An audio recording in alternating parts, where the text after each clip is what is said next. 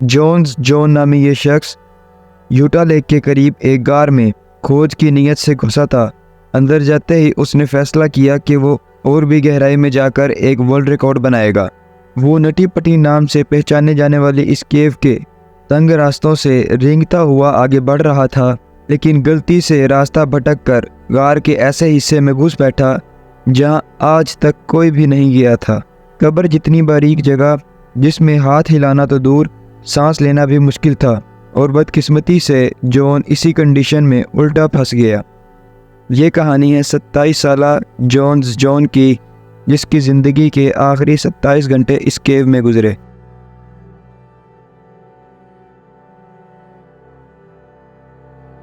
नाजरीन, यूटा की salt lake city के करीब छोटी छोटी चट्टानें हैं जिनके अंदर ये नटी पटी नामी हाइड्रोथर्मल केव मौजूद हैं। 1960 में पहली बार ये गार डेल ग्रीन नामी शख्स ने डिस्कवर की थी, और तब से लेकर यहाँ हज़ारों मन चले लोग अपने हुनर का इम्तिहान लेने आते हैं। नटी पटी केव अपने तंग फिसलने वाले टेढ़े मेढ़े रास्तों की वजह से काफ़ी मशहूर है। नटी पटी केव के अंदर जाने का सिर्फ एक ही रास्ता है, और वो भी 30 इंच चौड़ा।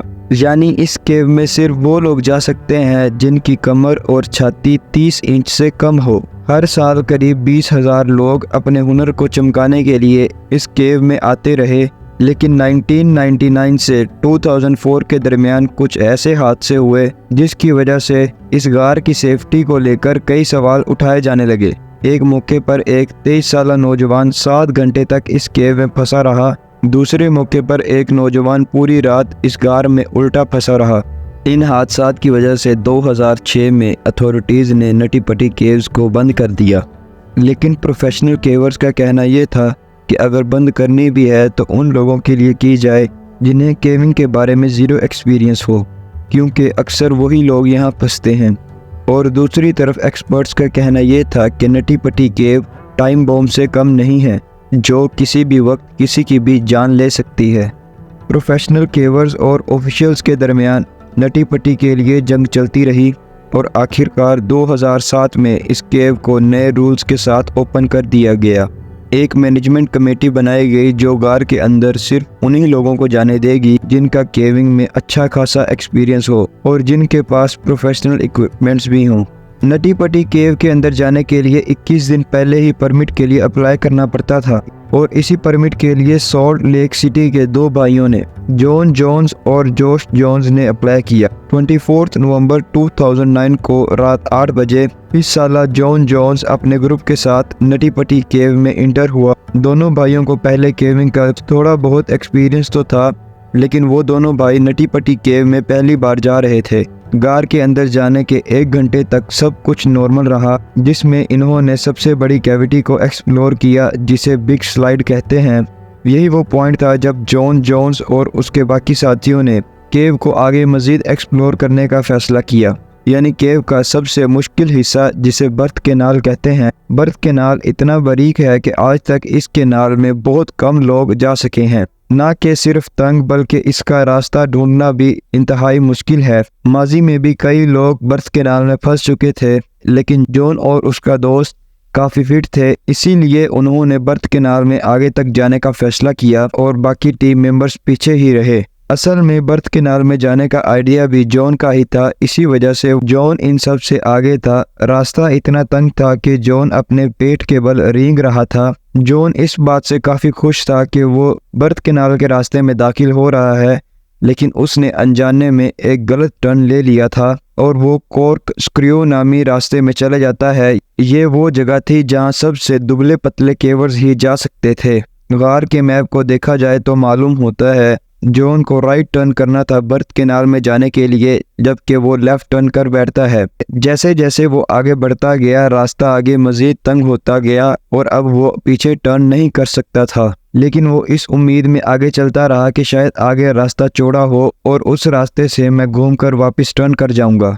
और आगे उसे एक जगह नजर आई। जॉन को लगा कि यही रास्ता है और वो यहाँ से निकल जाएगा। यहाँ मामला मजीद बिगड़ गया, क्योंकि जब वो 10/18 के रास्ते में दाखिल हुआ, वो डेडलाइन का एंड था।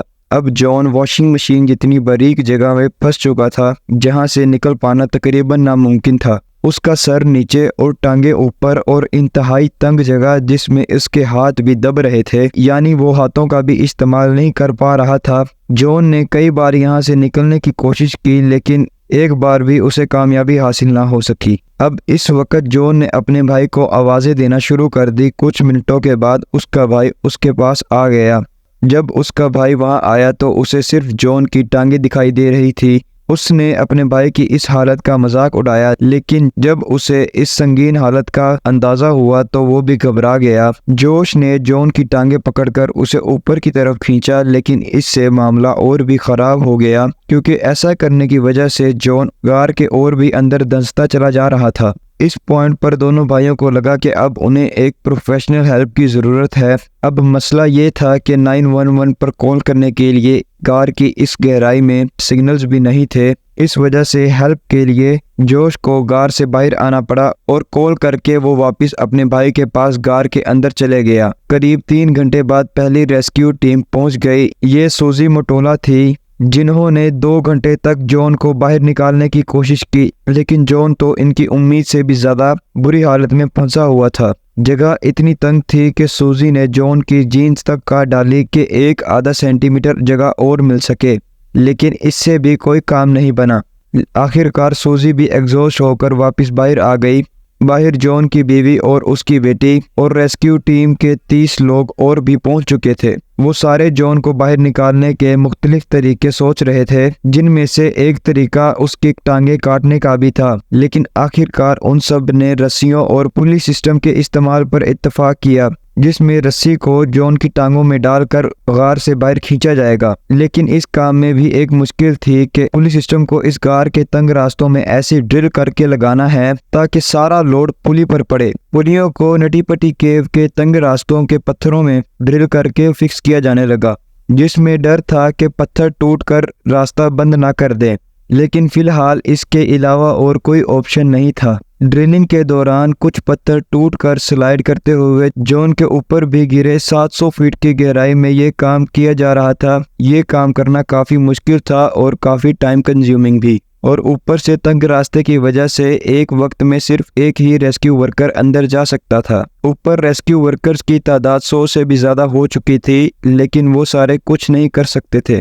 اور لگے ہاتھ ریسکیو ٹیم میں موجود ایک ڈاکٹر نے معاملے کو اور بھی سنگین بنا دیا جب اس نے کہا کیونکہ جون الٹا لٹکا ہوا ہے تو اس کے پاس صرف 10 گھنٹے ہیں، یعنی اتنے وقت کے بعد اس کے آرگنز ایک ایک کر کے فیل ہوتے جائیں گے۔ انسانی جسم سیدھا رہنے کے لیے بنا ہوا ہے، جس میں دل کی لوکیشن باڈی کے اوپر والے حصے میں موجود ہے۔ ہارٹ پمپ کر کے پوری باڈی کو خون سپلائی کرتا ہے، جس میں 80% خون تقریباً نیچے والے حصے میں سپلائی ہوتا ہے، جو کہ گریوٹی کی وجہ سے ایزیلی ہو جاتا ہے۔ کیونکہ جون الٹا لٹکا ہوا ہے تو اس حالت میں اس کے ہارٹ کو 80% باڈی کا خون اور زیادہ پاور کے ساتھ اوپر کی طرف پش کرنا پڑتا ہے، اور اسی لیے ڈاکٹر نے کہا کہ جون کو کسی بھی وقت ہارٹ اٹیک ہو سکتا ہے۔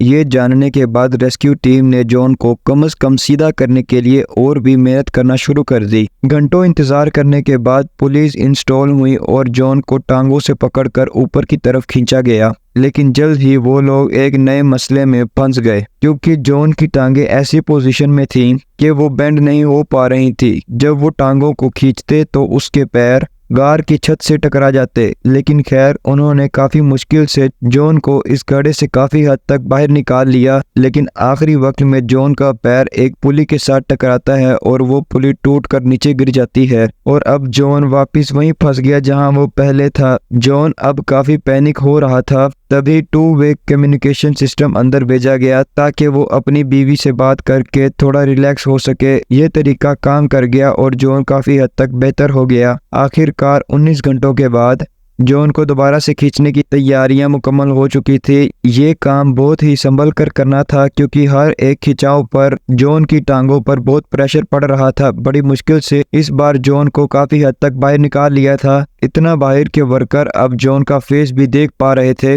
اس ورکر نے بعد میں بتایا کہ جون کی آنکھیں لال تھی اور اس کے فیس پر خوشی کے لمحات تھے۔ پچھلے 19 گھنٹوں میں پہلی بار جون اس گڑھے سے باہر دیکھ پا رہا تھا۔ اب صرف ایک آخری پل کی ضرورت تھی اور جون پوری طرح اس گڑھے سے باہر آ جانا تھا، لیکن پھر اچانک ایک جھٹکے کی وجہ سے دوبارہ پھر سے ایک پلی فیل ہو گئی اور جون پھر سے اس گڑھے میں جا کر پھنس گیا جس گڑھے میں وہ پچھلے 20 گھنٹے سے پھنسا ہوا تھا، اور اب جون نے ہلنا جلنا بند کر دیا تھا اور وہ کسی بات کا جواب بھی نہیں دے رہا تھا، اور اس کی بیوی نے بھی کال پر اسے ہوش میں لانے کی کوشش کی لیکن کوئی فائدہ نہیں ہوا۔ اس پوائنٹ پر ایک بہادر پیرامیڈک کو جون کی پلس لینے کے لیے اس غار کے اندر بھیجا گیا۔ جس بات کا سب کو شک تھا وہی ہوا۔ جون جونز 25 نومبر 2009 رات کو 6:50 پر مردہ قرار دے دیا گیا، جس چیز کی ڈاکٹرز نے صرف 10 گھنٹے کے بعد امید کی تھی۔